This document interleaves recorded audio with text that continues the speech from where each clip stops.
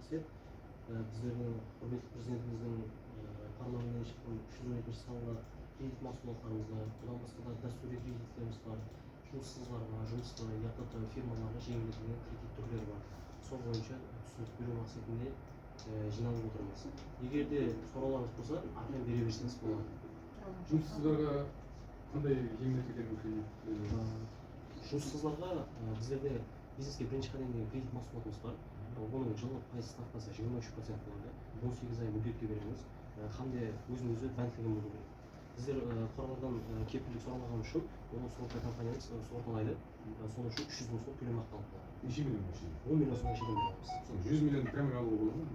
100 миллион бұл президентіміздің 312 санының фарманы бар. Ода кіші бизнесті үздіксіз қолдап қуаттау деген. Ода біздер 100 миллион сомға шейін залогсыз бере аламыз. Бірақ та оның жылдық обороты жақсы болу керек. Оборот көрсеткен керек. Егер де 100 миллионнан маған көптеу керек дейтін болса, 300 миллион сомға шейін бере аламыз. Кредит mahsulotimiz максимум 300 миллион сомға шейін. Үстінде 100 миллионнан өтіп кетсе, қалған 200 миллионнан залог сұралады. Мысалы жылдық несінде болмайды? Мысалы үшін 100 миллион аламын десе, соның 70%-і 70 миллиондай оборот қалған болса, бір жылда. Бір жылда 70 миллион шығарып беруге болады. Бірақ біздер бұл кредит mahsulotimizni ақша көрінісінде бермейміз. Біздер перечисление алып береміз. Siz aldı-satı şartnama alып бересіз, сол шартнамаға асықса, сол фирмаға өткізіп береміз. Және басқа сұрауларыңыз болса бере берсеңіз болады. Ұсынған счеты бар фирма болса, мысалы қандай не? Енді жақында яғыттан стандартылама.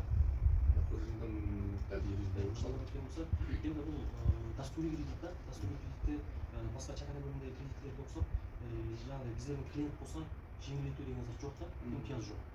Дәстүри кредит қаймеге бірдей. Агробанк шығарсын, ПСБ банк шығарсын, Халбанк шығарсын, қаймеге дәстүри кредит болғаннан кейін бірдей ме?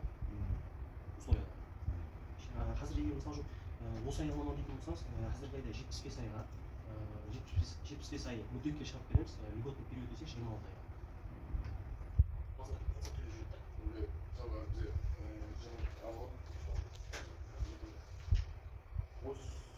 Осы 40 миллион деп алады.